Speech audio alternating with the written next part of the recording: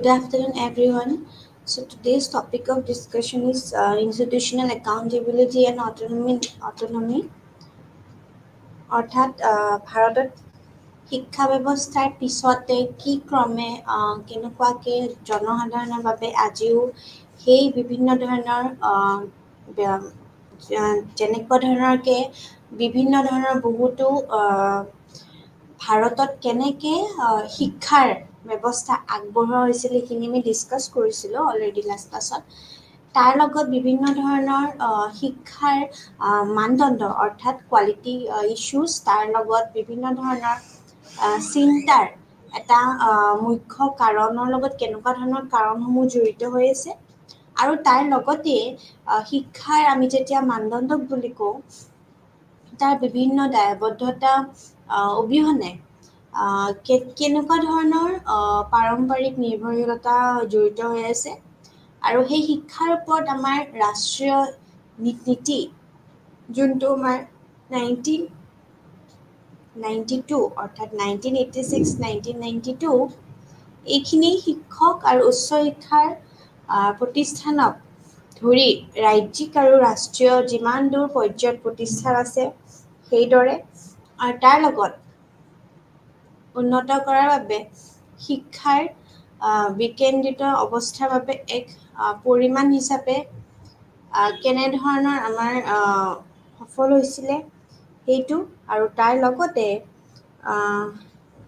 পৰৱৰ্তী সময়ত বিভিন্ন ৰাষ্ট্ৰীয় আৰু আন্তঃৰাষ্ট্ৰীয় নীতিৰ লগত আমাৰ বিভিন্ন শিক্ষাৰ মানদণ্ড উন্নত কৰাৰ বাবে গুৰুত্বপূৰ্ণ পদক্ষেপ হিচাপে দায়বদ্ধতা লোৱা হৈছিলে, সেই ওপৰতো গুৰুত্ব আৰোপ কৰে। আৰু শিক্ষাৰ ব্যৱস্থাত প্ৰতিষ্ঠানগত দায়বদ্ধতা চিন্তাৰ ক্ষেত্ৰত আছে। যেতিয়া এজন আমি যেতিয়া অভিভাৱকে তেওঁৰ ৱাৰ্ডক অৰ্থাৎ তেওঁৰ ল'ৰা বা তেওঁৰ ছোৱালীক প্ৰতিষ্ঠানত এটাত নামভৰ্তি কৰে, তেতিয়া তাই সদায় তেওঁৰ এইটো কথাই মনত থাকে যে কিছুমান লক্ষ্য বা কিছুমান উদ্দেশ্য বা কিছুমান প্ৰত্যাশাও থাকে তাৰ লগত, আৰু এই প্ৰতিষ্ঠানবোৰত কেৱল আকাংক্ষিতভাৱে আচৰণগত পৰিৱৰ্তন অনাই নহয়, কিন্তু শিক্ষাৰ্থীক যিমানখিনি প্ৰয়োজনীয় জ্ঞান আৰু দক্ষতাৰ সজ্জিত কৰাও প্ৰতিশ্ৰুতি হয় বুলি কয়। আৰু তাৰ লগতে দায়বদ্ধতাৰ অৰ্থ অৰ্থাৎ লেটিন শব্দত আমি যেতিয়া কওঁ আমাৰ পৰা উদ্ভৱ হৈছিলে, আনহাতে দায়বদ্ধতা শব্দটোৰ ত্ৰয়োদশ শতিকাৰ আমাৰ যিমানখিনি ইংলেণ্ডত ব্যৱহাৰ নোহোৱাকৈও কোনো ইংৰাজী পাঠত দেখাও নাযায় বুলি কয়। সেয়েহে সৰল ভাষাত দায়বদ্ধতাৰ বাবে স্পষ্টভাৱে নিৰ্ধাৰিত উদ্দেশ্যৰ লগত বিপৰীত প্ৰদৰ্শন মানদণ্ডও স্থাপন কৰা প্ৰয়োজন।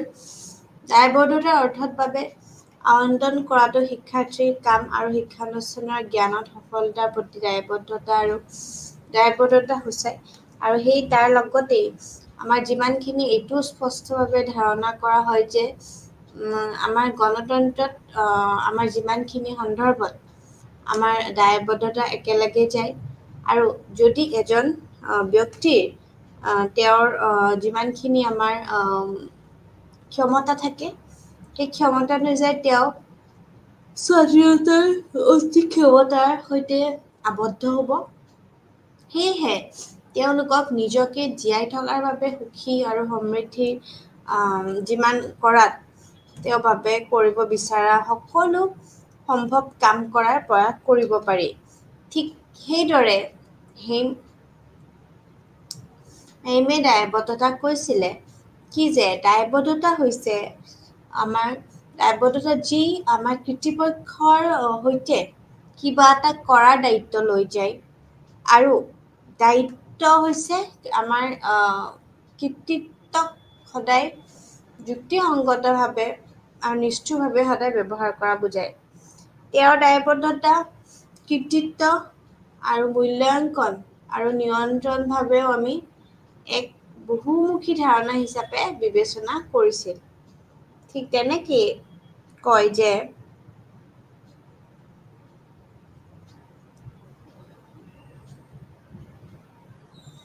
আমাৰ যিমানেই যি নহওক তেওঁৰ মতে ইয়াৰ বাবে কমেও এটা পক্ষ আৰু তেওঁলোকৰ মাজত সদায় এটা পাৰম্পৰিকভাৱে স্বীকৃতি সম্পৰ্ক প্ৰয়োজন হয়। এজন দলে বিশ্বাসযোগ্য প্ৰদৰ্শন কৰিবলৈ আন এটা দলক পদক্ষেপ ল'বলৈ কৃতিত্ব প্ৰদান কৰে। কৃতিত্ব ৰক্ষাৰ জৰিয়তে নিয়ন্ত্ৰণ প্ৰয়োগ কৰা হয়, যাক বিশ্বাসযোগ্য প্ৰদৰ্শনৰ ওপৰত নিৰ্ভৰ কৰি অব্যাহত ৰখা হ'ব পাৰে বা ৰখা হোৱা দেখা যায়। ঠিক তেনেকেই আমি যেতিয়া একাউণ্টেবিলিটি টাইপছ বুলি কওঁ, অৰ্থাৎ আমাৰ কেনেকুৱা ধৰণৰ বিভিন্ন দায়বদ্ধতা আছে, তেতিয়া আমি কওঁ যে দায়বদ্ধতা হৈছে এক বহুমাত্ৰিক ধাৰণা, যাৰ বিভিন্ন ব্যাখ্যা আছে বুলি কওঁ। এতিয়া এই প্ৰকাৰবোৰ আমি পৃথক কৰিবলৈ আমি কি কৰোঁ? আমি চৰ্তবোৰ আমি কি কৰোঁ? সংগঠনবোৰৰ লগত বিভিন্ন কৰ্মকৰ্তাৰ মাজৰ সম্পৰ্ক আৰু অৱগত সিদ্ধান্ত লোৱাৰ বাবে এই কৰ্মকৰ্তাসকলৰ দ্বাৰা প্ৰয়োজনীয় তথ্যৰ প্ৰকাৰৰ আমি ওপৰত আধাৰিত কৰোঁ বুলি কয়। ঠিক তেনেকেই সাংগঠনিক দায়বদ্ধতাৰ ওচৰত অধীনস্থ সম্পৰ্কৰ জৰিয়তে কাম কৰে আৰু ই কিছুমান স্পষ্ট নিয়ম বা মানদণ্ড অনুসৰণ কৰাটো সুৰক্ষিত কৰে। আনকি যেতিয়া অভিনেতাসকলে তেওঁলোকৰ আচৰণ যথেষ্ট পৰিমাণৰ থাকে, তেতিয়া তথাপিও তেওঁলোকৰ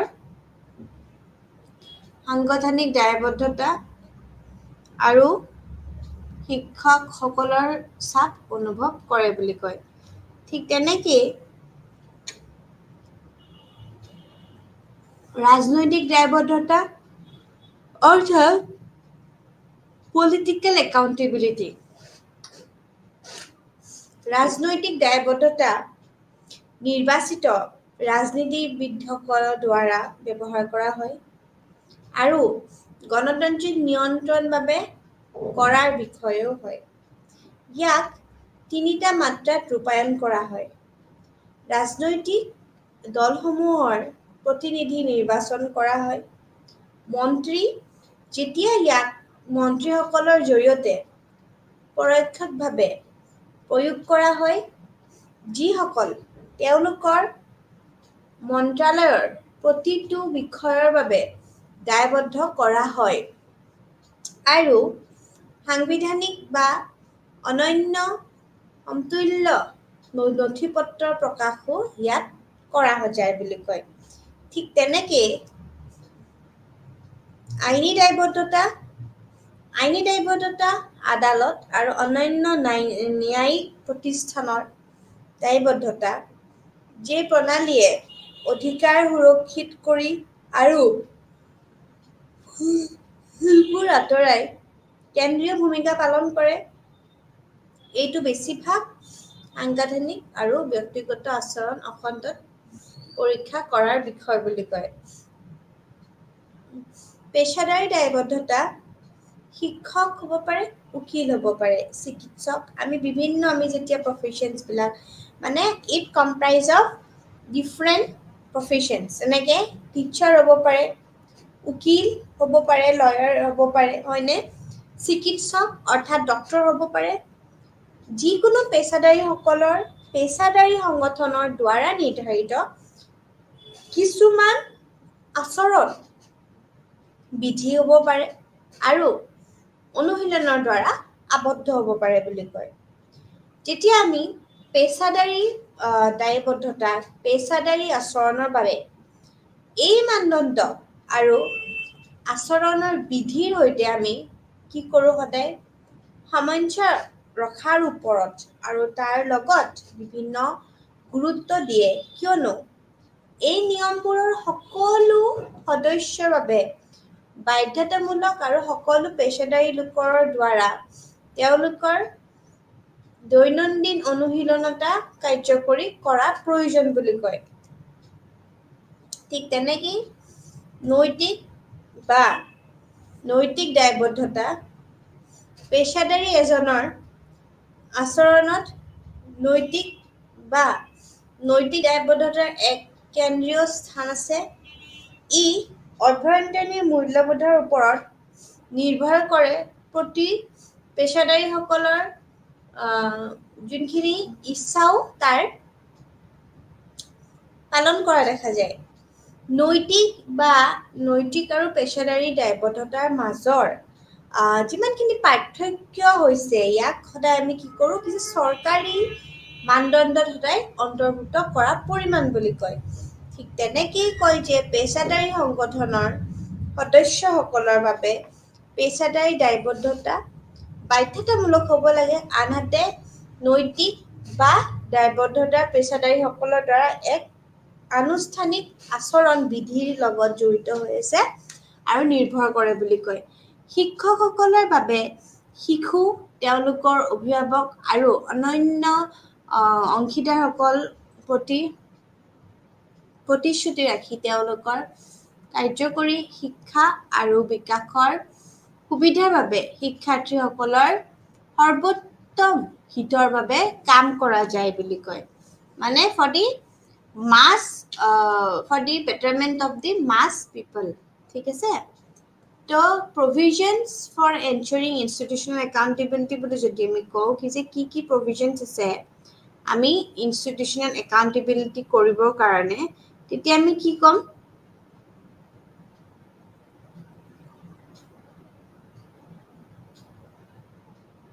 দায়বদ্ধতা প্ৰক্ৰিয়াটোৰ প্ৰতি কেনেদৰে কিবা কৰা হয় বা ফলাফলৰ প্ৰতি নিৰ্দেশিত হ'ব পাৰে, কি ফলাফল প্ৰাপ্ত কৰা হয়। শিক্ষকসকলৰ ক্ষেত্ৰত যেতিয়া ইয়াক প্ৰক্ৰিয়াটোৰ দিশত নিৰ্দেশিত কৰা হয়, শিক্ষকক প্ৰচলিত প্ৰত্যাশাৰ দ্বাৰা কাৰ্যকলাপটো আমি কি বুলি কওঁ, যে সঠিকভাৱে পৰিচালনা কৰাৰ দায়িত্বৰ সৈতে আমি কাৰ্যকলাপ জৰিয়তে হোৱাৰ কৃতিত্ব প্ৰদান কৰা বুলি কয়। আৰু যেতিয়া ফলাফলৰ অন্তৰ্ভুক্ত কৰিবলৈ ইয়াক সম্প্ৰচাৰিতভাৱে কৰা হয়, তেতিয়া শিক্ষকে তেওঁৰ কামৰ পৰিণাম বা ফলাফলৰ বাবে দায়বদ্ধ হয় বুলি কয়। দায়বদ্ধতাৰ সাধাৰণ কাৰ্যবোৰে কিছুমান বুলি বুজা যাব পাৰে। তেনেকৈ গণতান্ত্ৰিক নিয়ন্ত্ৰণ, প্ৰতিনিধিসকলৰ ওপৰত নাগৰিক সমাজৰ গণতান্ত্ৰিক নিয়ন্ত্ৰণ প্ৰয়োগ কৰি তেওঁলোকৰ ৰাজহুৱা পৰীক্ষাৰ অধীন তৈয়াৰ কৰা যায় আৰু জনসাধাৰণৰ সেৱাত তেওঁলোকৰ কাৰ্যকাৰিতা আৰু দক্ষতাৰ বাবে তেওঁলোকৰ বিচাৰ কৰাত আৰু দায়বদ্ধতা এক গুৰুত্বপূৰ্ণ ভূমিকা পালন কৰে। ঠিক তেনেকেই ৰাজহুৱা যিমানখিনি শাসনৰ অখণ্ড বৃদ্ধি কৰা বুলি কয়, আৰু তাতে সোমাই আছে দায়বদ্ধতাৰ ব্যৱস্থাবোৰ। দায়বদ্ধতাৰ ব্যৱস্থা বুলি আমি যেতিয়া কওঁ, তাত সদায় সততা বুজায় আৰু তাৰ লগত উপযুক্ত আচৰণৰ প্ৰতি সদায় প্ৰতিশ্ৰুতিবিলাক বৃদ্ধি কৰা বুজায়। ৰাজহুৱা শাসনৰ যেতিয়া আমি অখণ্ডতা শক্তিশালী কৰিব খোজো, তেতিয়া আমি কি কৰিম? সেয়েহে কাৰ্যৰ স্থিৰতাক সদায় আমি উৎসাহিত কৰে বুলি কয়। ঠিক সেইদৰে প্ৰদৰ্শন উন্নত কৰাত সহায় কৰে। দায়বদ্ধতাই সদায় আমাৰ সাংগঠনিক শিক্ষণৰ পৰা প্ৰবাহিত হোৱা প্ৰদৰ্শন উন্নত কৰাত সহায় কৰে। অনিচ্ছাকৃত ফলাফল পৰিহাৰ কৰে। ৰাজহুৱা শাসনৰ বৈধতা বজাই ৰখা আৰু বৃদ্ধি কৰে। দায়বদ্ধতাই এক সঁজুলি হিচাপে কাম কৰে, যি এই দুটা ক্ষেত্ৰত দূৰ কৰি অভিনেতা অৰ্থাৎ শিক্ষক আৰু আমাৰ অংশীদাৰ অভিভাৱক শিক্ষাৰ্থী সমাজৰ মাজত স্বচ্ছতা আৰু উত্তৰযোগ্যতা নিশ্চিত কৰে বুলি কয়। আৰু এইটো নিশ্চিত কৰে যে ৰাজহুৱা কণ্ঠবোৰৰ শুনা যায় যে আৰু ব্যক্তিগত প্ৰতিষ্ঠানসমূহকো ৰাইজৰ প্ৰতি উত্তৰদায়ক হ'বলৈ সক্ষম কৰে বুলি কয়। ঠিক তেনেকেই আমাৰ যিমানখিনি কেথেচিছ প্ৰণালী আছে, অৱশেষত দায়বদ্ধতাই গুৰুত্বৰ আমাৰ অসদাচৰণ আৰু ৰাজহুৱা বিশ্বাস ভংগৰ ক্ষেত্ৰত আমাৰ বিশুদ্ধকৰণৰ এক প্ৰণালী হিচাপেও কাম কৰে বুলি কয়। এক বিতং যে অনুসন্ধান যিয়ে সকলো কাৰক অন্বেষণ কৰে, যাৰ ফলত অগ্ৰহণযোগ্য পৰিণাম হয়, কি ভুল হৈছিল আৰু কিয় হৈছিল, এয়াহে স্বীকাৰ কৰাৰ সুযোগ প্ৰদান কৰে বুলি কয়। ঠিক তেনেকেই সেয়েহে আমাৰ যিমানখিনি পুনৰাবৃত্তি প্ৰতিহিত কৰে আৰু নিয়ম আৰু নিয়মাৱলীভাৱেও পালন কৰাত সহায় কৰে বুলি কয়। এতিয়া আমি যেতিয়া কওঁ ইনষ্টিটিউচনেল অটনমি অৰ্থাৎ নিট কি হয়, নেচাৰ এণ্ড টাইপছ অফ অটনমি কি হয়, ঠিক আছে। শাসনৰ ধাৰণা আৰু প্ৰকৃতি, যেতিয়া আমি কওঁ কি যে এই ধাৰণাটো প্ৰাচীন কালৰ পৰাই সদায় এটা মুখ্য চিন্তা হৈ আহিছে। ধাৰণাটোত প্ৰথমটো প্ৰাচীন গ্ৰীচত আলোচনাত আহিছিল আৰু পিছলৈ গ্ৰীক শব্দটোৰ আৰু নমছৰ পৰা আহৰণ কৰা হৈছিল। ইয়াৰ অৰ্থ হৈছে যি নিজকে তেওঁলোকৰ নিজৰ আইন দিয়ে, ঠিক আছে, আৰু তেওঁলোকৰ সদায় নিজৰ বাবে চিন্তা কৰা আৰু মুক্ত সমাজত বাস কৰাৰ সময়তো তেওঁ আমাৰ সদায় নিজৰ আমাৰ যিমানখিনি আকাংক্ষাৰ ওপৰত কাম কৰা বুলিও বৰ্ণনা কৰা হ'ব পাৰে, যাৰ আইনে আমাক নিজৰ সিদ্ধান্ত লোৱাটো আমাক সহায় কৰে বুলি কয়। আৰু তাৰ লগতে স্বাধীনতাৰ যিমানখিনি আমাৰ দিয়ে, আৰু স্বাধীনতাই সদায় আমাক আত্মনিৰ্ভৰশীলতা, ঠিক আছে, তাৰ লগত আমাক সাৰ্বভৌমতাৰ দৰেও শব্দবোৰৰ আমাৰ কি কৰে সামৰ্থ্য হিচাপে ব্যৱহাৰ কৰা হয়। আৰু তাৰ লগতে আৰম্ভণিতে এই শব্দটোৰ স্বশাসিত ৰাজ্যবোৰৰ বিশেষকে ৰখাৰ বাবে ব্যৱহাৰ কৰাও হৈছিল বুলি কয়। তেনেকেই কিন্তু পিছলৈও ইয়াক ব্যক্তিসকলৰ বিষয়েও হিচাপে আমাৰ ব্যাপকভাৱে বুজা হৈছিলে, আৰু বৰ্তমান সময়ত আমাৰ এই ধাৰণাটো দুয়োটা অৰ্থতে ব্যৱহাৰ কৰা হয়। যদিও দাৰ্শনিকসকলে প্ৰাথমিকভাৱে ব্যক্তিজনৰ গুণ হিচাপে মোকাবিলা কৰে, তেনেকেই শিক্ষাৰ পৰিস্থিতিটো তেওঁ এই ধাৰণাৰ আটাইতকৈ সচৰাচৰ বুজাবুজি হৈছে যে এই পাঠ্যক্ৰম পদ্ধতি আৰু কাৰ্যসূচীৰ প্ৰকৃতি আদিৰ বিষয়ে আমাৰ সিদ্ধান্ত লোৱাৰ বাবে প্ৰতিষ্ঠানবোৰক পেছাদাৰী স্বাধীনতাৰ পৰিমাণো বুজায় বুলি কয়। ঠিক তেনেকেই এই শব্দটোৰ গ্ৰীক নিজা আইন থকা, তাৰ লগত কিন্তু ৰাজনৈতিক, দাৰ্শনিক আৰু শৈক্ষিক পৰিৱেশটোও আমাৰ শব্দটোৰ বিভিন্ন অৰ্থ আছে বুলি কয়। শৈক্ষিক পৰিস্থিতিত ইয়াক মুখ্যতঃ প্ৰতিষ্ঠানগৰাকীৰ লগত আৰু শিক্ষকৰ এই ক্ষেত্ৰতো উল্লেখ কৰা হয়।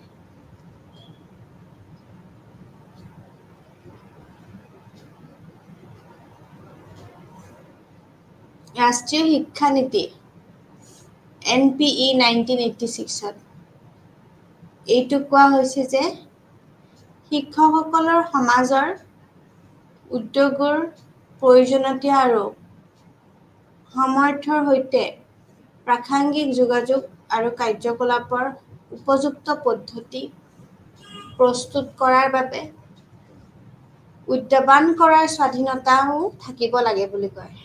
এজন শিক্ষকৰ দৰমহা আৰু সেৱাৰ চৰ্তাৱলী তেওঁলোকৰ সামাজিক আৰু পেছাদাৰী দায়িত্বৰো সৈতে হ'ব লাগিব আৰু বৃত্তিটোৰ প্ৰতি প্ৰতিভা আকৰ্ষিত কৰাৰ প্ৰয়োজনীয়তা হয় বুলি কয় আৰু তাৰ লগতো হ'ব লাগিব। ৰাষ্ট্ৰীয় শিক্ষানীতি শিক্ষকসকলৰ শিক্ষা বিজ্ঞানৰ দিশবোৰ বাছনি কৰাৰ ক্ষেত্ৰত অধিক দিয়া হ'ব যাতে তেওঁলোকৰ শ্ৰেণীকোঠাত শিক্ষাৰ্থীৰ বাবে আটাইতকৈ কাৰ্যকৰ অনুভৱ কৰা ধৰণে শিকাব পাৰে। NEP 2020 শিক্ষানুষ্ঠানসমূহক দুই প্ৰকাৰৰ অৰ্থাৎ শৈক্ষিক আৰু প্ৰাসংগিক অনুমোদন জনাইছে আৰু লগতে শ্ৰেণীবদ্ধ ধাৰণা এটা প্ৰৱৰ্তন কৰিছে। ঠিক তেনেকেই কিছুমান সংজ্ঞা আছে। কনলি তেওঁ কয় যে আমি যেতিয়া শস্যশাসন হৈছে চিন্তা, শিকা আৰু কাৰ্যতে সেই সিদ্ধান্ত বা স্বাধীনতা আৰু মুক্ততাৰ বাবে ব্যক্তিসকলক অনুমতি দিয়া যায় যি তেওঁলোকৰ সৃষ্টিশীলতা, চিন্তা বা ধাৰণা অন্বেষণ ধৰণে আনতকৈ পৃথক হ'বলৈ প্ৰেৰিত কৰে বুলি কয়।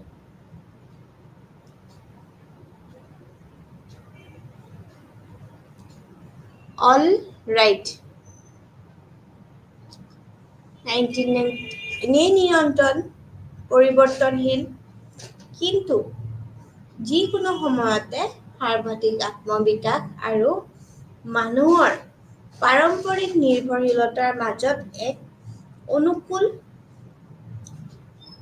আমাৰ সন্তুলনৰ স্থিতি বুলি বৰ্ণনা কৰে।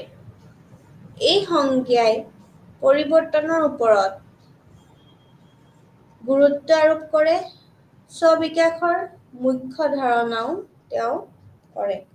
আৰু তাৰ লগতেই আমি কওঁ যে আমাৰ যিমানেই যি নহওক কিয় এই আমাৰ ধাৰণাটোৰ হিচাপে এক প্ৰক্ৰিয়াটো আমাৰ নিজৰ প্ৰচেষ্টা আৰু মানৱ পাৰম্পৰিক নিৰ্ভৰশীলতাৰ ক্ষেত্ৰতো প্ৰতিনিধিত্ব কৰে বুলি কয়। ঠিক তেনেকৈ আমাৰ ইনষ্টিটিউশ্যনেল অট'নমিৰ কি নিড হয়? এই হৈছে বহুলভাৱে ব্যৱহৃত ধাৰণা আৰু ইয়াৰ উদ্দেশ্য হৈছে বাহ্যিক নিয়ন্ত্ৰণ অবিহনে কাৰ্যকৰী স্বাধীনতা প্ৰদান কৰি সংগঠনবোৰক সিদ্ধান্ত লোৱা প্ৰক্ৰিয়াৰ বিকেন্দ্ৰীকৰণ কৰা বুলি বুজায়। শৈক্ষিক সংগঠনসমূহৰ পৰিপ্ৰেক্ষিতত ই শিক্ষণ প্ৰক্ৰিয়াৰ উন্নত কৰাৰ বাবে এক সক্ষম পৰিৱেশো সৃষ্টি কৰে বুলি কয়। প্ৰতিষ্ঠানসমূহৰ বহু বহলভাৱে গুৰুত্ব দিয়ে শৈক্ষিক উৎকৰ্ষতা প্ৰাপ্ত কৰাৰ বাবে কাম কৰাৰ স্বাধীনতা, প্ৰতিষ্ঠানত নিজা নিয়ম আৰু নিয়মৰ জৰিয়তে পৰিচালনা কৰাৰ স্বাধীনতা, ৰাজ্যখনৰ ৰাজনৈতিক শক্তিৰ সৈতে অত্যাধিক সম্পৰ্কত থকাৰ বাবে এনে এটা এক পৌৰাণিক কাহিনীও পৰিছে। প্ৰতিষ্ঠানবোৰৰ সন্মুখীন হোৱা সীমাবদ্ধতা এতিয়া হৈছে টাইপছ অফ অট'নমি। এক শৈক্ষিক প্ৰেক্ষাপট আৰু শৈক্ষিক বিতৰণ প্ৰণালীত আমি দুই প্ৰকাৰৰ কথা কওঁ। অৰ্থাৎ শিক্ষকৰ, শিক্ষাৰ্থী আৰু এতিয়া প্ৰশ্ন উত্থাপিত হয় যে শিক্ষকৰ যি আৰু ইয়াৰ কিয়নো প্ৰয়োজন এইটো বুজিবলৈ আমি এটা উদাহৰণ লোৱা আহক। ধৰি লওঁ আমি চাৰ্ট এটা চিলাই কৰিব বিচাৰে। আমি তেতিয়া কি কৰিম? আমি দৰ্জী নিয়োগ কৰিব, হয়নে?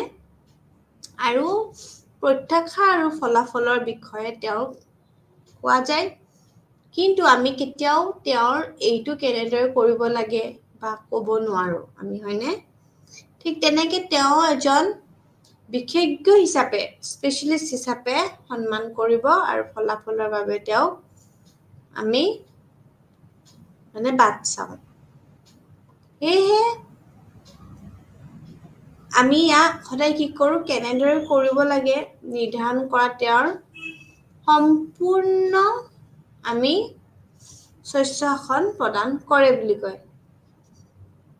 ঠিক তেনেকে যদি শিক্ষকসকলে প্ৰত্যাশা পূৰণ হয়নে নকৰে, আমি পৰিৱৰ্তনৰ বিষয়ে আলোচনা কৰিব পাৰোঁ। কিন্তু তেওঁৰ স্বাস্থ্যসন আৰু বিশেষজ্ঞতাক কোনো প্ৰকাৰে প্ৰশ্ন কৰা নহ'ব। কিন্তু শিক্ষকসকলৰ ক্ষেত্ৰত একেই কথা সঁচা নহয়। তেওঁলোকৰ ফলাফলৰ বাবে দায়বদ্ধ কৰা হয়। আনহাতে তেওঁলোকৰ সচেতনতাও সীমিত থাকে বুলি কয়। সমাজত শিক্ষকৰ স্থিতিয়ে এখন সমাজৰ সামাজিক সাংস্কৃতিক নীতি প্ৰতিফলিত কৰে। আমি এইটো কথা চবেই জানো, হয়নে? এখন সমাজত শিক্ষকৰ স্থিতি ষ্টেটাছ বা আমি যিটো কণ্ডিশ্যন কওঁ, এখন সমাজৰ সামাজিক সাংস্কৃতিক ছ'চিঅ' কালচাৰেল যোনটো এছপেক্ট থাকে সেইটো সদায় ইনফ্লুৱেঞ্চ কৰে। এইটোও কোৱা হয় যে কোনো মানুহে ইয়াৰ শিক্ষকৰ স্তৰৰ ওপৰত উঠিব নোৱাৰে। চৰকাৰ আৰু সমাজে এক পৰিৱেশ সৃষ্টি কৰিবলৈ সদায় চেষ্টা কৰা উচিত। আৰু তাৰ লগতেই যি শিক্ষকসকলক গঠনমূলক আৰু সৃষ্টিশীল ভিত্তিও অনুপ্ৰাণিত আৰু কৰাত সহায় কৰিব।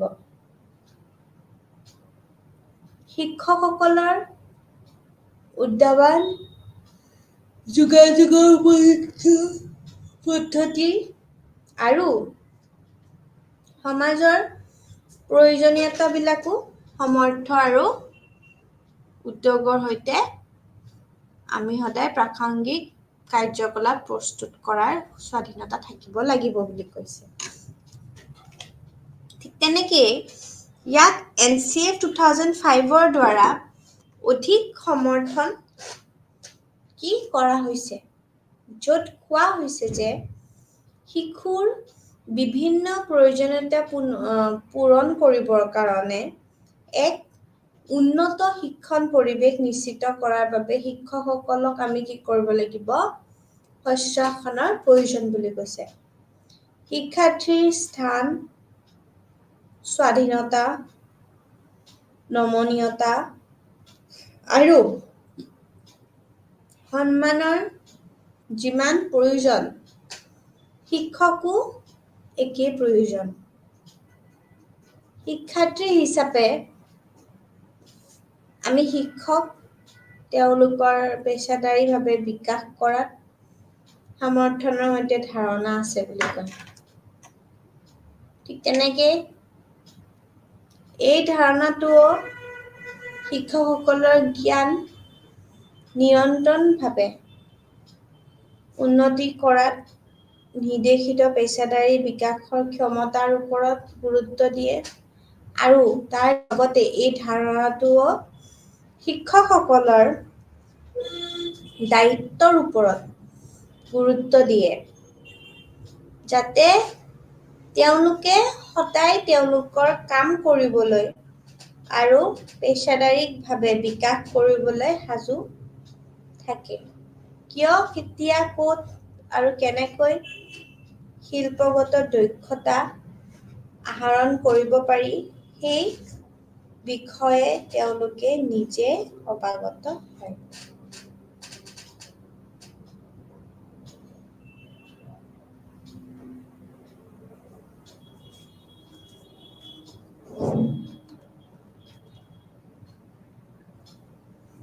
শিক্ষকসকলৰ এখন কি? শিক্ষকসকলৰ কিছুমান বিশেষ ৰখাৰ প্ৰয়াস কৰা হৈছে। ৰামছে 2006 চনত শিক্ষকৰ এটা গোটৰ দ্বাৰা শিক্ষকৰ স্বশাসন শব্দটোৰ অনলাইন সহযোগিতামূলক আলোচনাৰ ওপৰত আধাৰিত কৰা শিক্ষকৰ কেইটামান বিশেষজ্ঞ ৰখা হৈছে। এইবোৰ কিছু ধাৰণা। আমি যেতিয়া শিক্ষকসকলৰ মীমাংসাৰ দক্ষতা কৰোঁ, তেওঁলোকৰ নিজৰ শিক্ষা প্ৰক্ৰিয়াৰ ওপৰত প্ৰতিফলিত কৰা হয় আৰু সামৰ্থ্য জীৱনতো শিক্ষা জড়িত হোৱাৰ বাবে আমি কি কৰোঁ, তাৎপৰ্যভাৱে শিক্ষাৰ্থীৰ আমি চাওঁ, হয়নে? ঠিক তেনেকেই আমি বুজাওঁ যে আমাৰ দক্ষতাৰ বাবে তেওঁলোকক সদায় ৰক্ষা কৰাৰ বাবে আমি প্ৰতিশ্ৰুতি কিছুমান অন্তৰ্ভুক্ত থাকে বুলি কয়।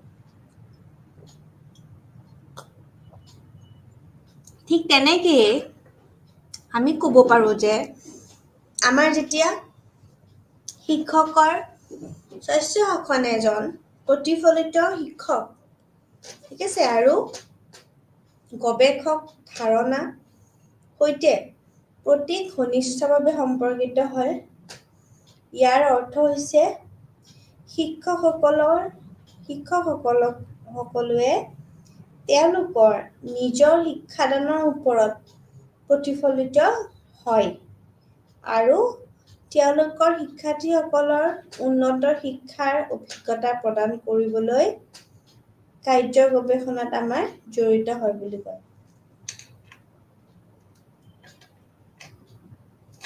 ঠিক তেনেকেই শিক্ষকসকলৰ সামাজিকভাৱে উপযুক্ত উপায়েৰে প্ৰতিষ্ঠানত বাধাৰ মোকাবিলা কৰিবলৈ আৰু সীমাবদ্ধতা পৰিৱৰ্তন কৰিবলৈ প্ৰতিষ্ঠানৰ বিষয়ে ভাল জ্ঞান আছে। অৱশ্যে তেওঁলোকে অৱগত হোৱাত উচিত যে শিক্ষক বা শিক্ষাৰ্থীৰ অৰ্থ সকলো সীমাবদ্ধতাৰ পৰা মুক্তি নহয়। শিক্ষকৰ আমি যেতিয়া পৰ্যবেক্ষণ কৰোঁ, প্ৰতিফলন, চিন্তাশীল বিবেচনা, বুজাবুজি, অভিজ্ঞতা আৰু বিকল্পৰ মূল্যাংকনৰ জৰিয়তে বিকশিত কৰা হয়। কেৱল কৃতিত্বৰ অনুপস্থিতিয়ে সদায় তেওঁক লৈ নাযায় বুলি কয়। শিক্ষকৰ আমাৰ যিমানখিনি শস্যচন বিভিন্ন বিশেষকে আৰু বিভিন্ন ক্ষেত্ৰ আছে য'ত শিক্ষকসকলৰ তেওঁলোকৰ নিয়ন্ত্ৰণ, ঠিক আছে, ব্যৱহাৰ কৰে, যাৰ ভিতৰত আছে শিক্ষকতা আৰু মূল্যাংকন, পাঠ্যক্ৰম বিকাশ, বিদ্যালয়ৰ কাৰ্যকলাপ আৰু পেছাদাৰী বিকাশ।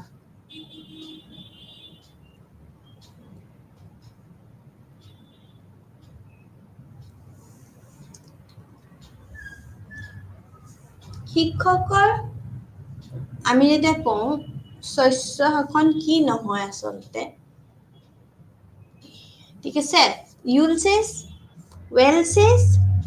2007 শিক্ষকৰ শস্যখনৰ ক্ষেত্ৰত উপলব্ধ সাহিত্যৰ পৰ্যালোচনা কৰিছিল আৰু এই সিদ্ধান্তৰ কি কৰিছিল তেওঁ উপনীত হৈছিল যে শিক্ষকৰ শস্যখন স্বাধীনতা বা বিচ্ছিন্নতা নহয়, ইয়াৰ পৰিৱৰ্তে আমি কি কৰোঁ যে ইয়াত শিক্ষকসকলৰ পাৰম্পৰিক নিৰ্ভৰশীলতা, দায়বদ্ধতা আৰু পাৰম্পৰিক সমৰ্থন, পেছাদাৰী বিবেচনা আৰু শৈক্ষিক সম্প্ৰদায়ৰ প্ৰতি প্ৰতিশ্ৰুতি অন্তৰ্ভুক্ত থাকে বুলি কয়।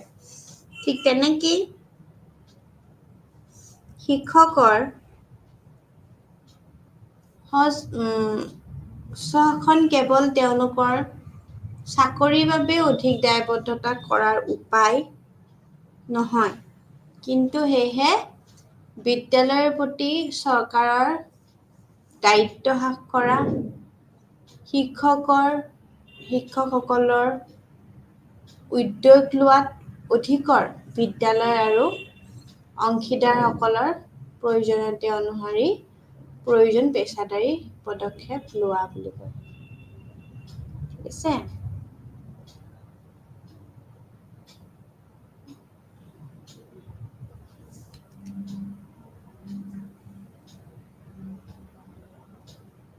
শিক্ষকৰ শস্যখন এক স্থিৰ সত্তা নহয়, যাক কিছুমান লোকৰ ওচৰত থাকে, আনকালে নকৰে। ই হৈছে এক স্থিতি যি পৰিস্থিতি, ব্যক্তিগত আৰু বাহ্যিক সীমাবদ্ধতাৰ অধীনত পৃথক হয়। শিক্ষকৰ কোনো ধৰণে বাধাৰ পৰা মুক্তিৰ এক পৰম অৱস্থাত বুজায়। ইয়াৰ পৰিৱৰ্তে ইয়াক বিদ্যালয়ৰ অংশীদাৰসকলৰ আগ্ৰহ কৰি প্ৰয়োজনীয়তাৰ দ্বাৰা দায়িত্বশীলভাৱে বিবেচনা প্ৰয়োগ কৰা অন্তৰ্ভুক্ত থাকে। তেনেকে শিক্ষাৰ ক্ষেত্ৰত প্ৰয়োজনীয়তা, শৈক্ষিক সম্প্ৰচাৰ, উৎকৃষ্ট আৰু উদ্ভাৱনাৰ ভিত্তিও উদ্ভৱ হয়। শিক্ষকৰ শস্যখন প্ৰভাৱিত কৰা কাৰকসমূহ পেছাদাৰী দক্ষতা আৰু সমৰ্থন, আৰু শিক্ষকসকলে উচ্চ স্তৰৰ প্ৰতিবেদন দিয়ে যদি প্ৰতিষ্ঠানবোৰ য'ত তেওঁলোকৰ কাম কৰে, তেওঁলোকক সিদ্ধান্ত লোৱা আৰু বিপদাশংকা লোৱাৰ বাবে সুযোগ প্ৰদান কৰা হয়। যেতিয়া নতুন শৈক্ষিক দাবীবোৰ তেওঁলোকৰ পেছাদাৰী দক্ষতা আৰু উদ্ভাৱনীবিলাক তত্ত্ব অনুশীলনৰ বিষয়ে সজাগতা বৃদ্ধিৰ সৈতে পৰিপূৰক কৰা হয়, তেতিয়া তেওঁলোকে এক উচ্চ অনুভূতিৰ প্ৰতিবেদন দিয়ে। শিক্ষকসকলৰ ব্যক্তিগত বিশ্বাস প্ৰণালী, জ্ঞানৰ প্ৰকৃতি, আত্মমূল্যৰ ধাৰণা আৰু আত্মমূল্যৰ ধাৰণা লগত আত্মধাৰণা, আত্মসন্মান, আত্মবিশ্বাস, নিৰ্দিষ্ট বিষয় বা শাখাৰ লগতেই তেওঁৰ অনুভূতিক যথেষ্ট পৰিমাণে প্ৰভাৱিত কৰিব পাৰে। শিক্ষকৰ অন্তৰ্নিহিত আৰু বাহ্যিক অনুপ্ৰেৰণা বহুত গুৰুত্বপূৰ্ণ। অন্তৰ্নিহিত কাৰকবোৰৰ ভিতৰত আছে চাকৰিৰ সন্তুষ্টি, মানে জব ছেটিছফেকশ্যন বুলি যাক কয়। শিক্ষাৰ্থীসকলক তেওঁলোকৰ লক্ষ্য পূৰণ কৰাত সহায় কৰাৰ আকাংক্ষা, সমাজত পাৰ্থক্য আনিবলৈ আকাংক্ষা আৰু প্ৰাপ্তিৰ অনুভূতি, আনহাতে বাহ্যিক কাৰকবোৰত মজুৰি, অমুদ্ৰাপন্থীয়ে লাভালাভ আৰু প্ৰদৰ্শনৰ স্বীকৃতি সহ বাহ্যিক উপাদান অন্তৰ্ভুক্ত থাকে বুলি কয়। ঠিক তেনেকে দেখা গৈছে যে আভ্যন্তৰ পুৰস্কাৰ বা বিশেষকে চাকৰিৰ সন্তুষ্টি শিক্ষকসকলক অনুপ্ৰেৰিত কৰাৰ বাবে বাহ্যিক পুৰস্কাৰ অধিক শক্তিশালী বুলি কোৱা গৈছে। ঠিক তেনেকেই অন্তৰ্নিহিত অনুপ্ৰেৰণাও শিক্ষকৰ বিকাশত সহায় কৰে।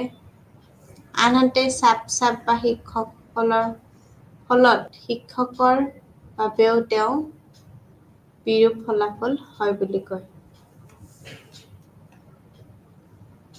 মানসিক সীমাবদ্ধতা শিক্ষকসকলৰ পৰিৱৰ্তনৰ ভয়, নিয়ন্ত্ৰণ মুকলি কৰাৰ ভয় আৰু শ্ৰেণীকোঠাত ক্ষমতাৰ ভাৰসাম্য প্ৰয়োগৰ জৰিয়তে শিক্ষাৰ্থীসকলে সবলীকৰণত ভয়ৰ সৈতে চিন্তিত হৈছে। কিছুমান মানসিক কাৰক যি শিক্ষকসকলকো প্ৰয়োগ কৰাত বাধা দিয়ে।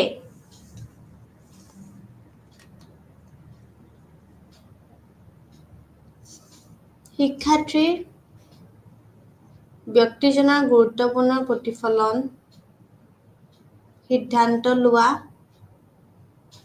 নিজে কাম কৰা, পৰীক্ষা কৰা, ইচ্ছাত জড়িত হোৱা সামৰ্থ্য হিচাপে ধাৰণা কৰিব পাৰি আৰু ইয়াক শিকাৰ বাবে ব্যক্তিগত বা দায়িত্ব লোৱাৰ সামৰ্থ্য হিচাপে সংজ্ঞায়িত কৰিব পাৰি বুলি কয়।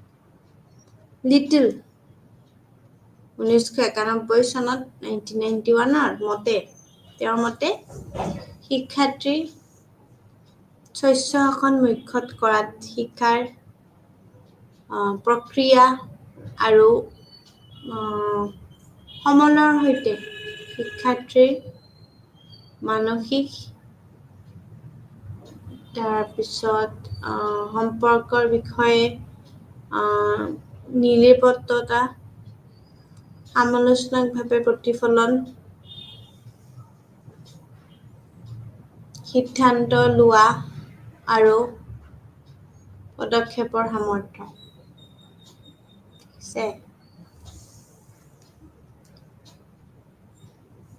যেতিয়া এজন শিক্ষাৰ্থীৰ সক্ৰিয়ভাৱে শিকাৰ প্ৰক্ৰিয়াত অংশগ্ৰহণ কৰে আৰু অধিক শিকিবলৈ শিকাৰ প্ৰতিটো সুযোগ ধৰি ৰাখে, তেতিয়া শিক্ষাৰ্থীৰ লক্ষণ দেখুৱাব বুলি ধাৰণা কৰা হয়।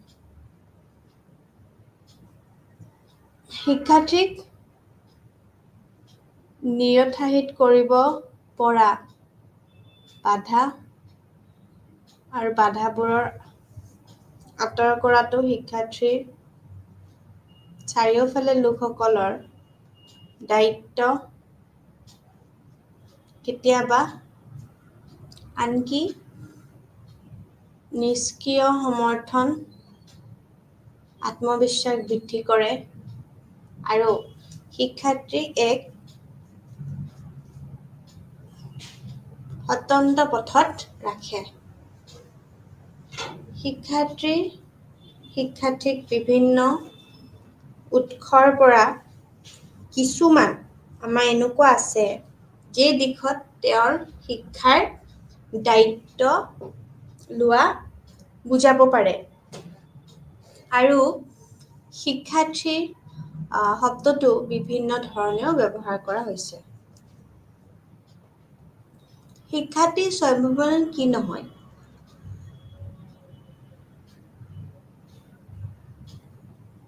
ইয়াৰ অৰ্থ এইটো নহয় যে শিক্ষক এজনৰ ফালৰ পৰা হস্তক্ষেপ বা পদক্ষেপ নিষিদ্ধ। এইটো শিক্ষকসকলে শিক্ষাৰ্থীসকলৰ সৈতে কৰা কাম নহয়। এইটো এটা চিনাক্তযোগ্য আচৰণ নহয়। এইটো সকলো শিক্ষাৰ্থীয়ে এবাৰ আৰু সকলোৰে বাবে প্ৰাপ্ত কৰা এখন সাজু ৰাজ্য নহয়। শস্যখন আৰু দায়বদ্ধতা একেলগে যায় নেকি? ঠিক আছে? অট'নমি এণ্ড একাউণ্টেবিলিটি একেলগে চাইমালটেনিয়াছলি চলিব পাৰে নেকি? অধ্যয়নবোৰে প্ৰকাশ কৰে যে পাঠ্যক্ৰম, মূল্যাংকন আৰু সম্পদ আবণ্টন সম্পৰ্কীয় সিদ্ধান্তবোৰত শস্যখন উন্নত শিক্ষাৰ্থীৰ প্ৰদৰ্শনৰ সৈতে সম্পৰ্কিত হয়।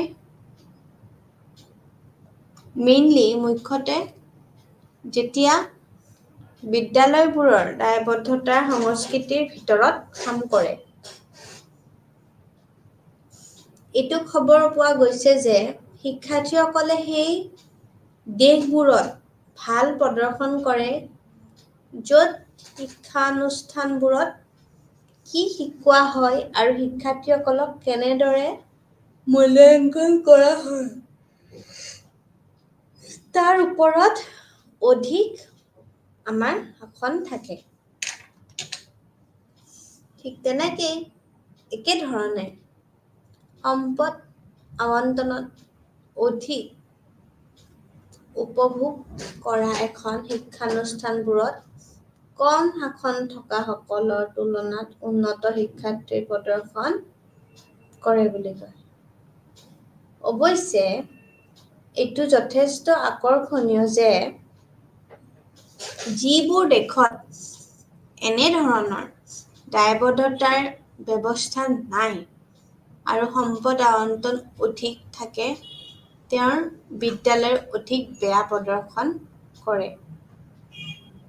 ঠিক আছে? উমেয়তকে মানদণ্ডৰ বাবে দায়বদ্ধতা প্ৰয়োজনীয় কিয়নো আজিৰ শিক্ষাৰ্থীসকল হ'ব কাইলৈৰ অভিভাৱক, প্ৰাপ্তবয়স্ক নাগৰিক আৰু উৎপাদনশীল কৰ্মী। সমাজৰ গঠনমূলক ভূমিকাৰ বাবে ভালদৰে প্ৰস্তুত হোৱাটো নিশ্চিত কৰাৰ আগ্ৰহ আছে আৰু তেওঁলোকে এখন মুক্ত আৰু ন্যায়সংগত সমাজৰ দ্বাৰা প্ৰয়োজনীয় গুণ আৰু ৰীতি-নীতিৰ বিষয়ে এক বুজাবুজি ভাগ বতৰা কৰে। সেয়েহে আৰু দায়বদ্ধতাৰ দুয়োটাই অপৰিহাৰ্য শাসন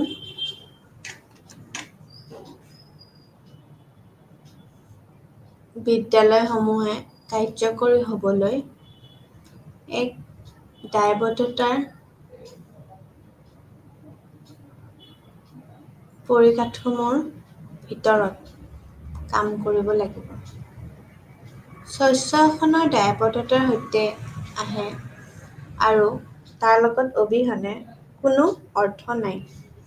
শস্যখন আৰু দায়বদ্ধতাৰ দুয়োটা একেলগে থাকিব পাৰে আৰু এজনে আনক অৰ্থ প্ৰদান কৰে।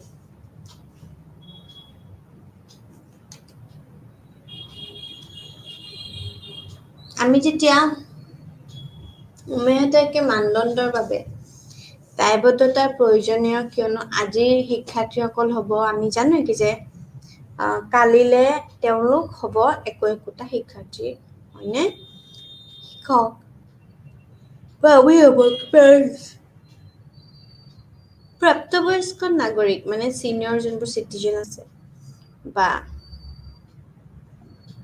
এডাল্ট চিটিজেন, তো তেওঁ সদায় উৎপাদনশীল কৰ্মী হয়। ঠিক আছে?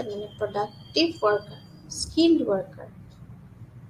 তো সমাজৰ গঠনমূলক ভূমিকাৰ বাবে ভালদৰে প্ৰস্তুত হোৱাটো নিশ্চিত কৰাৰ আগ্ৰহ আছে বুলি কয়, কিয়নো তেওঁলোকৰ এখন মুক্ত আৰু ন্যায়সংগত সমাজ সদায় গঢ়ি তুলিব প্ৰয়োজন বুলি ভাবে। ঠিক আছে? আৰু একেধৰণেও তেওঁ কয় যে সম্পদ আবণ্টন অধিক, তাৰ লগত স্বচ্ছতা আমি সদায় উপভোগ কৰা শিক্ষা অনুষ্ঠানবোৰত আমাৰ কমকে থকা সকলৰ তুলনাত আমাৰ উন্নত শিক্ষাৰ্থী প্ৰদৰ্শন কৰে বুলি কয়। অৱশ্যে এইটোও কয় যে আকৰ্ষণীয় যে যিবোৰ দেশত এনেধৰণৰ দায়বদ্ধতাৰ ব্যৱস্থা নাই আৰু সম্পদ আবণ্টন হয়, তেওঁ অধিক শস্যখন থকা বিদ্যালয়বোৰত অধিক বেয়া প্ৰদৰ্শন কৰে। ঠিক আছে? তো এই বস্তুটো কৰে। আৰু তাৰ লগতে এইটোও খবৰ পোৱা হৈ গৈছে যে শিক্ষাৰ্থীসকলৰ সেই দেশবোৰত ভাল প্ৰদৰ্শন কৰে য'ত শিক্ষানুষ্ঠানবোৰত আমি কি শিকোৱা হয় আৰু শিক্ষাৰ্থীসকলৰ কেনেদৰে মূল্যাংকন কৰা হয় তাৰ ওপৰত অধিক আমাক জ্ঞান থাকে বুলি কয়। ঠিক আছে? তো শিক্ষাৰ্থীসকলে এতিয়া আমি এইখিনি কি নহয় বুলি ক'লে, কি নহয়তো একচুৱেলি পৰীক্ষাত নাহে, কিন্তু আমাৰ ডাউট ক্লিয়াৰ হ'বলৈ আমি যদি জানো যে এইকেইটা নহয় দেই, মানে এইকেইটা হয়। ঠিক আছে? তো যেতিয়া এজন শিক্ষাৰ্থীয়ে সক্ৰিয়ভাৱে প্ৰক্ৰিয়াত অংশগ্ৰহণ কৰে আৰু অধিক শিকিবলৈ আৰু শিকাৰ প্ৰতিটো সুযোগ গ্ৰহণ কৰে। ঠিক আছে? শিক্ষাৰ্থীক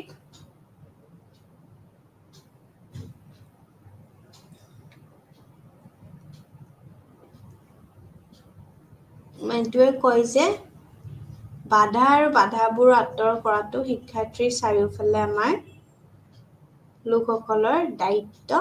কেতিয়াবা আনকি নিষ্ক্ৰিয় সমৰ্থন আত্মবিশ্বাস বৃদ্ধি কৰে আৰু শিক্ষাৰ্থীক এক সন্তুষ্ট পথত ৰাখে বুলি কয়।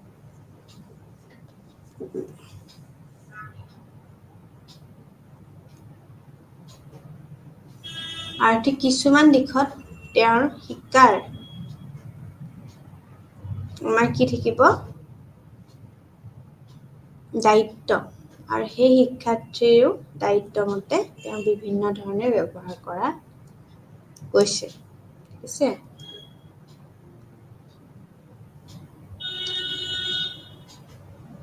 মানসিক সীমাবদ্ধতাতে আমি বুজি পাওঁ যে শিক্ষকসকলক পৰিৱৰ্তনৰ ভয়, নিয়ন্ত্ৰণ মুকলি কৰাৰ ভয় আৰু শ্ৰেণীকোঠাত ক্ষমতাৰ ভাৰসাম্য প্ৰয়োগৰ জৰিয়তে শিক্ষাৰ্থীসকলক সবলীকৰণৰ ভয়ৰ সৈতে চিন্তিত হৈছে কিছুমান মানসিক কাৰক, যি শিক্ষকসকলক সদায় প্ৰয়োগ কৰাত বাধা দিয়ে।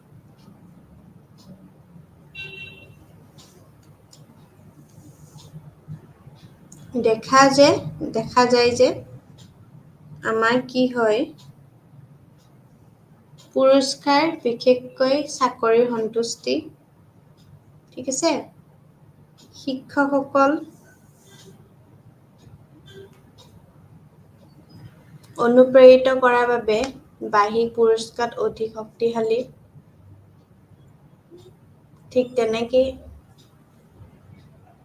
অন্তৰ্নিহিত অনুপ্ৰেৰণাও শিক্ষকৰ বিকাশত নহয়। আনহাতে চাপ বা শিক্ষকৰ উজ্জ্বলৰ ফলত শিক্ষকৰ আমাৰ বাবেও বিৰূপ ফলাফল হয় বুলি কয়। ঠিক তেনেকেই শিক্ষকৰ আমি কি কওঁ যে অন্তৰ্নিহিত আৰু বাহ্যিক অনুপ্ৰেৰণা অন্তৰ্ভুক্ত কৰাত ভিতৰত আছে চাকৰিৰ সন্তুষ্টি, শিক্ষাৰ্থীসকলে তেওঁলোকৰ লক্ষ্য পূৰণ কৰাত সহায় কৰা, আকাংক্ষা, সমাজত পাৰ্থক্য আনিবলৈ আকাংক্ষা আৰু প্ৰাপ্তি অনুভূতি। আনহাতে বাহ্যিক কাৰকবোৰতো মজুৰি, অমুদ্ৰা পানীয় লাভালাভ আৰু প্ৰদৰ্শনৰ লগত স্বীকৃতি সহবাজ্য উপাদান অন্তৰ্ভুক্ত থাকে বুলি কয়। তেনেকে শিক্ষকসকলৰ ব্যক্তিগত আৰু বিশ্বাস প্ৰণালী, জ্ঞানৰ প্ৰকৃতি, আত্মমূল্যৰ ধাৰণা আৰু আত্মবিশ্বাস, নিৰ্দিষ্ট বিষয় বা শাখাৰ বিষয়ে পূৰ্বধাৰণাবোৰ শিক্ষকসকলৰ অন্তৰ্ভুক্ত যথেষ্ট পৰিমাণেও আমাক প্ৰভাৱিত কৰিব পাৰে বুলি কয়। ঠিক আছে, তো এইখিনিয়ে আছিলে আমাৰ একাউণ্টেবিলিটি এণ্ড অট'নমি।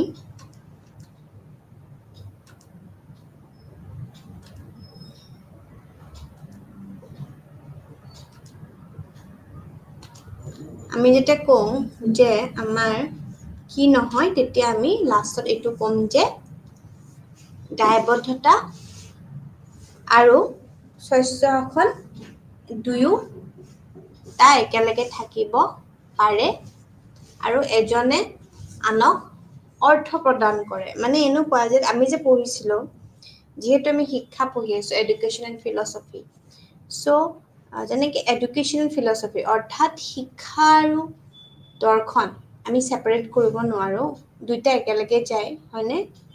বহুত বস্তু দৰ্শনৰ আমি শিক্ষাত ব্যৱহাৰ কৰোঁ, শিক্ষাৰ বহুত বস্তু আমি দৰ্শনত ব্যৱহাৰ কৰোঁ। ঠিক তেনেকেই আমি যেতিয়া স্বচ্ছ শাসনৰ আমি দায়বদ্ধতাৰ সৈতে আহে, তেতিয়া স্বচ্ছ শাসন অবিহনে কোনো অৰ্থ নাই। অৰ্থাৎ অট'নমিৰ বাহিৰে একাউণ্টেবল নহয় বস্তু এটা, আৰু একাউণ্টেবিলিটি নহ'লে ভিতৰত কোনো ধৰণৰ অট'নমি নাহে, একাউণ্টেবল হ'ব লাগিব। ঠিক আছে, তো সেইটো কাৰণে কৈছে কি যে স্বচ্ছ শাসন আৰু দায়বদ্ধতা আমি বিদ্যালয়সমূহৰ যিমানবোৰ আমাৰ কাৰ্যকৰী হ'বলৈ এক দায়বদ্ধতাৰ আমাৰ যিমানখিনি পৰিকাঠামোবোৰ আছে তাৰ ভিতৰত কাম কৰিব লাগিব, আৰু দায়বদ্ধতাৰ সৈতে আহে যদিও তাৰ অবিহনে কোনো অৰ্থ নাই। সেইকাৰণে in order to be accountable, মানে দায়বদ্ধতাৰ আমি চাবৰ কাৰণে আমি অট'নমি আমাৰ হ'বই লাগিব। তো তাৰ একেলগে থাকিবৰ কাৰণে এইকাৰণে এই দুয়ো অট'নমি আৰু একাউণ্টেবল আমাৰ একেলগে আমি দেখিবলৈ পাওঁ। আৰু বিদ্যালয়সমূহতো এই কাৰ্যকৰী সদায় সেইবাবেই চলি আহে, আৰু তাৰ লগত দায়বদ্ধতা সদায় আমাৰ পৰিকাঠামোবোৰ আমি চাবৰ কাৰণে তাৰ ভিতৰত সদায় কাম কৰিব লাগিব। তো সেইটো কাৰণে দায়বদ্ধতা আৰু স্বচ্ছ শাসন দুয়ো একেলগে আমি জুৰিব পাৰোঁ, আৰু তাত এটা অৰ্থ সদায় প্ৰদান কৰে। আজিৰ কাৰণে অট'নমি এণ্ড একাউণ্টেবিলিটিৰ ইউনিটটো ইয়াতে সমাপ্ত কৰা হৈছে। Thank U.